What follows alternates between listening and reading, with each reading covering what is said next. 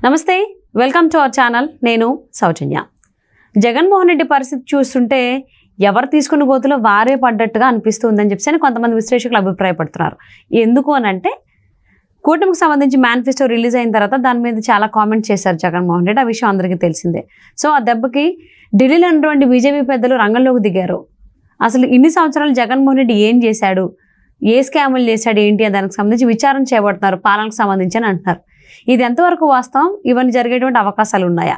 మరి ఈ అంశానికి సంబంధించి మనతో మాట్లాడడానికి, వారి విశ్లేషణని మనతో పంచుకోవడానికి ఈరోజు మనతో పాటు ఉన్నారు senior journalist, senior political analyst CS Rao garu ఉన్నారు. వారితో మాట్లాడదాం. నమస్తే రావు గారు. నమస్తే. అసలు జగన్మోహన్ రెడ్డి పరిస్థితి ఇప్పుడు ఏంటి, ఎలా ఉంది? ఆయన పైన బీజేపీ పెద్దలు ఢిల్లీ నుంచి వచ్చారు, సీరియస్ అవుతున్నారు, ఇన్ని సంవత్సరాలు ఆయన చేసినటువంటి పాలనకు సంబంధించి కూడా విచారించబోతున్నారు అని వార్త వినిపిస్తుంది. ఇది ఎంతవరకు వాస్తవం, అసలు జరిగేటువంటి అవకాశాలు ఉన్నాయా? ఒకటి ఏంటంటే, మేనిఫెస్టో ప్రకటించిన తర్వాత తన మేనిఫెస్టో గురించి ప్రజల్లోకి బలంగా తీసుకెళ్ళి మళ్ళీ ప్రజలకి కన్విన్స్ చేసి అధికారంలో వెళ్ళేటువంటి ప్రయత్నం చేస్తారు జనరల్గా ఎవరైనా సరే. బట్ జగన్మోహన్ రెడ్డి ఏం చేస్తున్నారు, ఇప్పుడు ఆయన మేనిఫెస్టో గురించి ఆయన చెప్పకుండా చంద్రబాబు నాయుడు విశ్వసనీయత, చంద్రబాబు నాయుడు మేనిఫెస్టోకి బీజేపీ మద్దతు లేదు, ఆమోదయోగ్యం లేదు, ఇది ప్రజల్లోకి తీసుకెళ్తున్నారు. ఇలాంటి పరిస్థితుల్లో బీజేపీకి సంబంధించినటువంటి ఢిల్లీ పెద్దలు ఎంటర్ అయ్యారు. కొంతమంది ఎంటర్ అయ్యి వాళ్ళు ఏమంటున్నారు, అసలు జగన్మోహన్ రెడ్డిని ఎలా నమ్మాలి, 2019 నుంచి ఇప్పటి వరకు చేసినటువంటి పరిపాలన ఏ విధంగా ఉంది అది అందరికీ తెలుసు. ఆయన మేనిఫెస్టోలో ఎన్ని అంశాలు పెట్టాడు 2019లో, తర్వాత మేనిఫెస్టో కాకుండా ఆయన ఎన్ని హామీలు ఇచ్చాడు, వాటిలో ఎన్ని నెరవేర్చారు. దాదాపు కొన్ని వందల హామీలు ఇవ్వడం జరిగింది. వాటిలో సిపిఎస్ రద్దు, ప్రత్యేక హోదా, Visakha railway zone, Amaravati, CPS రద్దు, ఇవన్నీ చాలా ఉన్నాయి. మద్య నిషేధం, ప్రధానంగా మద్య నిషేధం, ఇవన్నీ కూడా చాలా ఉన్నాయి. మరి వీటన్నిటికీ సమాధానం చెప్పాల్సిన బాధ్యత జగన్మోహన్ రెడ్డి మీద అయితే ఉంది కదా, డెఫినెట్గా ఉంటుంది కదా. కానీ ఆయన ఏం చెప్తున్నాడు, చంద్రబాబు నాయుడు మాటలు తప్పారు, నేను విశ్వసనీయతతో కూడినటువంటి లీడర్ని, నన్ను నమ్మండి, మీరు చంద్రబాబు నాయుడు ఇచ్చినటువంటి మాటలు నెరవేర్చడు, ఆయన ఎప్పుడు నెరవేర్చడు, నేను మాత్రం చెప్పినటువంటి మాటలు నెరవేరుస్తానని చెప్పి చెప్తున్నాడు. ఇది పచ్చి అబద్ధాల్లాగా అనిపించట్లేదా? 2019లో మద్య నిషేధం చేస్తానని చెప్పి మహిళల ఓట్లన్నీ వేయించుకున్నటువంటి జగన్మోహన్ రెడ్డి ఇవాళ మద్యం అమ్మకాలలో ఆ రోజున ఈయన ముఖ్యమంత్రి అయినప్పుడు ఉన్నటువంటి 15,000 కోట్లు ఏదో ఉంటే ఇప్పుడు దాన్ని 40,000 కోట్లు చేర్చాడు. అంటే దాన్ని మద్య నిషేధం అంటారా, లేదా మద్యాన్ని ప్రోత్సహించడం అంటారా అనేది ప్రజలకు తెలుసు కదా, ఆంధ్రప్రదేశ్ ప్రజలకు తెలుసు కదా. మద్య నిషేధం మీద ఎంత హామీ ఇచ్చాడో ఆయన మళ్ళీ ఎందుకు మద్య నిషేధం చేయకపోగా, అసలు మద్య నిషేధం చేయకపోతే నేను ఓట్లు అడగను అన్నాడు. 2024 ఎన్నికల్లో నేను అసలు ఓట్లు అడగను అన్నాడు. ప్రామిస్ చేశాడు ఆయన. మరి ప్రామిస్ చేసినప్పుడు ప్రజలకు ఏం చెప్తాడు ఆయన, నన్ను నమ్మండి అని ఎలా అంటాడు జగన్మోహన్ రెడ్డి. అలాగే సిపిఎస్ రద్దు అన్నాడు, ఎలా అంటాడు, నేను అనలేదు అంటాడు ఆయన, లేదు కదా. అమరావతి రాజధాని ఉంటుంది, నేను పక్కనే తాడేపల్లి ఇల్లు కట్టుకున్నాను, నన్ను నమ్మండి అన్నాడు. సీన్ కట్ చేస్తే 3 రాజధానులు అంటున్నాడు. చంద్రబాబు నాయుడుకు ఉన్నటువంటి విశ్వసనీయత ఏంటి, ఇతనికి ఉన్నటువంటి విశ్వసనీయత ఏంటి అనే దాని మీద మనం డిబేట్కి వెళ్తే అసలు జగన్మోహన్ రెడ్డి కళ్ళు ఆర్పకుండా అబద్ధాలు చెప్పేస్తున్నాడు, కళ్ళు ఆర్పకుండా ఆయన మీటింగుల్లో. ఇవన్నీ అడిగేవాళ్ళు లేరా? ఏ రోజన్నా ప్రెస్ మీట్ పెట్టాడు ఆయన? ప్రెస్ మీట్ పెట్టి ఇవన్నీ కానీ చెప్తే జర్నలిస్టులు అడుగుతారుగా.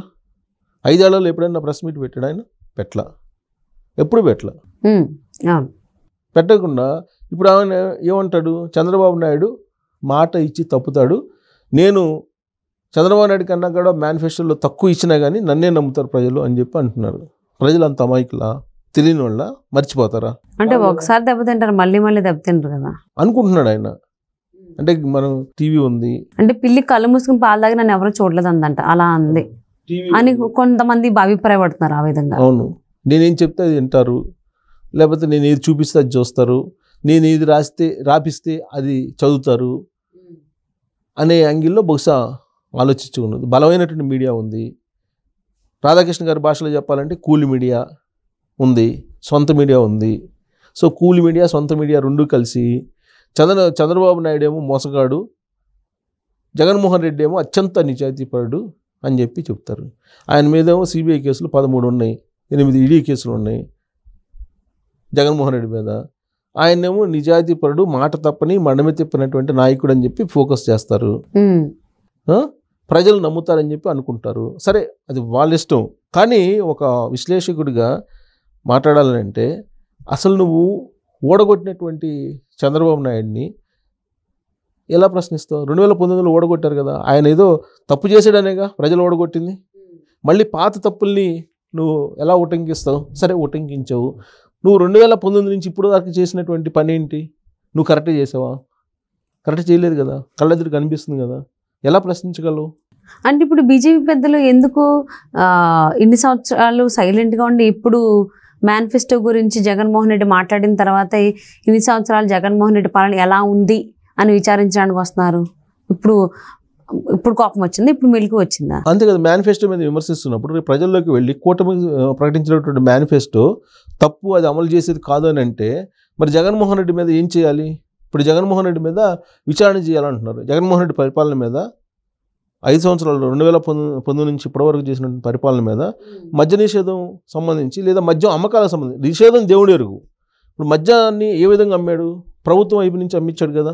అవును, మద్యం ప్రభుత్వం నుంచి అమ్మించడంతో పాటు ఆన్లైన్ లేకుండా ఓన్లీ కరెన్సీ ఇస్తేనే మద్యం ఇచ్చాడు కదా. అసలు ఆ బ్రాండ్స్ ఎక్కడ క్రియేట్ చేశారు? అది కూడా క్వాలిటీ లెస్. ఎక్కడ క్రియేట్ చేశారు? ఎవరికి ఇచ్చారు టెండర్స్? ఇవన్నీ బయట రావాలి కదా. సో వాటి మీద అసలు ఎంక్వైరీ చేయాలి. జగన్మోహన్ రెడ్డి మీద అధికారంలోకి వస్తే కూటమి ఎంక్వైరీ నడుస్తుందని చెప్పి ఇప్పుడు BJP incharge, AP BJP incharge సిద్ధార్థనాథే చెప్పాడు. ఓకే, అంతకుముందు బన్సాల్ వచ్చారు, ఆయనే చెప్పాడు. రాజ్నాథ్ సింగ్ వచ్చాడు, కేంద్ర రక్షణ మంత్రి, ఆయనగా చెప్పాడు. అసలు ఏకంగా ఆయన అయితే జగన్మోహన్ రెడ్డిని జైలుకి పంపించాలి అన్నాడు.